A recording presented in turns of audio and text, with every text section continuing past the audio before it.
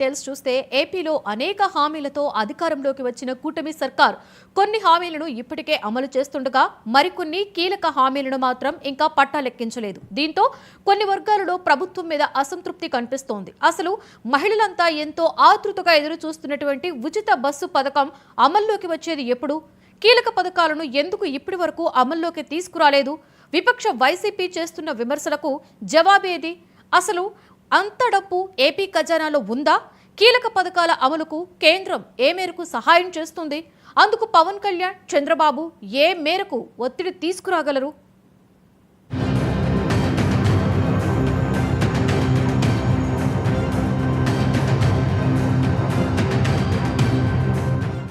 ఏపీలో అనేక హామీలు ఇచ్చి కూటమి సర్కార్ గద్దెనెక్కింది. అయితే కూటమి అధికారంలోకి రావడానికి వైసీపీ మీద ఉన్న అసంతృప్తి ప్రధాన కారణమైతే, ఇటు కూటమి పార్టీలు ఇచ్చిన హామీలు కూడా ఇంకో కారణం.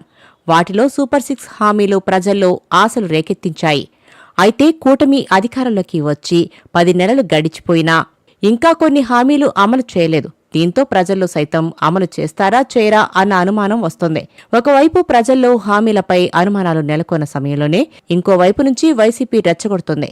బాబు ఎప్పుడూ మాట మీద నిలబడని, ఎప్పుడూ ఇంతేనని, ఇక హామీలను మర్చిపోవడమే అంటూ ప్రజలను రెచ్చగొడుతోంది వైసీపీ. అయితే కూటమి ఇచ్చిన కీలక హామీల్లో ఒకటైన ఉచిత బస్సు పథకం ఎప్పుడు అమల్లోకి వస్తుందా అని మహిళా లోకమంతా ఎదురుచూస్తుంది. కానీ 10 నెలలు గడిచిపోయినా ఇప్పటివరకు ఆ పథకం పట్టాలెక్కకపోవడం మహిళా లోకాన్ని తీవ్ర నిరుత్సాహంతో నింపేసింది.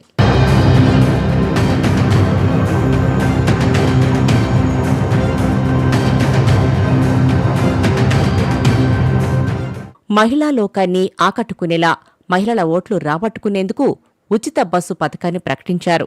ఆ ఉచిత బస్సు హామీ పథకం కూడా సూపర్ 6లో ఉన్నదే. అయితే ఉచిత బస్సు హామీతో కాంగ్రెస్ 2 రాష్ట్రాల్లో లాభపడింది. అటు కర్ణాటకలో, అదేవిధంగా తెలంగాణలో మహిళలకు ఉచిత బస్సు ప్రయాణం పథకాన్ని ప్రవేశపెట్టి అధికారంలోకి వచ్చింది కాంగ్రెస్. అదేవిధంగా మహిళలకు బస్సులో ఉచిత ప్రయాణం హామీని ఇచ్చి ఏపీలో అధికారంలోకి వచ్చాయి కూటమి పార్టీలు. అయితే కర్ణాటకలో, తెలంగాణలో కాంగ్రెస్ అధికారంలోకి వచ్చిన 100 రోజుల్లోపే ఉచిత బస్సు పథకాన్ని అమల్లోకి తెచ్చాయి. అయితే 10 నెలలు గడిచిపోయినా ఇప్పటికీ ఏపీలో మహిళలకు ఉచిత బస్సు హామీ అమలు కాలేదు. దీంతో మహిళలంతా నిరాశలో ఉండిపోయారు.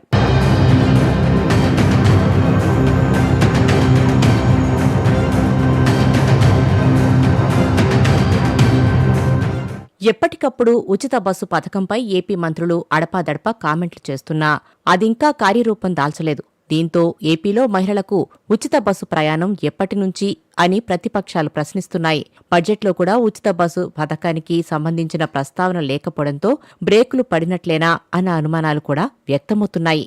ఇంకోవైపు ఆ పథకం అమల్లోకి వచ్చినా కేవలం ఉమ్మడి జిల్లాల పరిధిలో మాత్రమే వర్తిస్తుందని చెబుతున్నారు. దీంతో రాష్ట్ర వ్యాప్తంగా బస్సులో ఫ్రీగా ప్రయాణించవచ్చునన్న వారి ఆశలు అడియాసలే అయ్యాయి.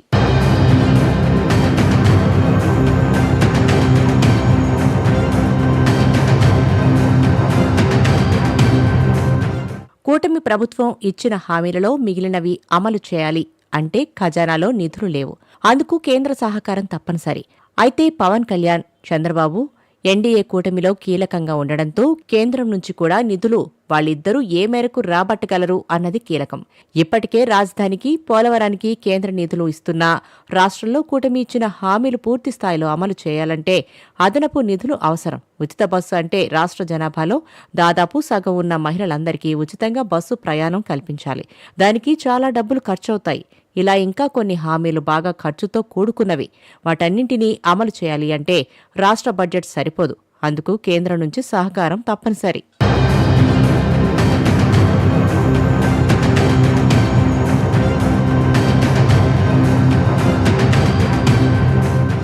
జగన్ హయాంలో ఆర్థికంగా అభివృద్ధి లేని ఏపీకి ప్రాణం పోసేందుకు పవన్, చంద్రబాబు ప్రయత్నాలు చేస్తున్నా ఏ మేరకు ఫలితాన్నిస్తాయో చూడాలి. ఒకవైపు ప్రభుత్వ ఉద్యోగులకు వేతనాలు, పెన్షన్లు, ఇతర కారణాల వలన ఏపీ ఖజానాలో ఎంత ఉన్నా ఖాళీ అయ్యే పరిస్థితి.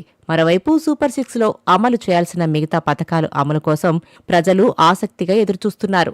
కేంద్రం నుంచి అదనపు నిధులను తీసుకువస్తే గాని మిగిలిన పథకాలను అమలు చేసే అవకాశం ఉంటుందని రాజకీయ పరిశీలకులు చెబుతున్నారు. ఆర్థికంగా ఏ ఇబ్బందులు లేని రాష్ట్రాలైనా ఎన్నికల్లో ఇచ్చే భారీ హామీలో నెరవేర్చాలంటే కేంద్రం నుంచి ఇచ్చే సపోర్టే కీలకం. అటువంటిది అప్పుల్లో కూరుకుపోయిన ఏపీ లాంటి రాష్ట్రాలైతే ఇక పరిస్థితి చెప్పనక్కర్లేదు. జగన్ హయాంలో సంపద సృష్టి లేకపోవడంతో అప్పుల మీదనే ఆధారపడాల్సి వచ్చింది. చంద్రబాబు, పవన్ వస్తే రాష్ట్రానికి మేలు జరుగుతుందని ప్రజలంతా ఆశలు పెట్టుకున్నారు. ఇప్పుడు వారి ఆశలను వమ్ము చేయకుండా రాష్ట్రాన్ని అభివృద్ధి దిశగా నడిపే బాధ్యత పవన్ కళ్యాణ్, చంద్రబాబులదే.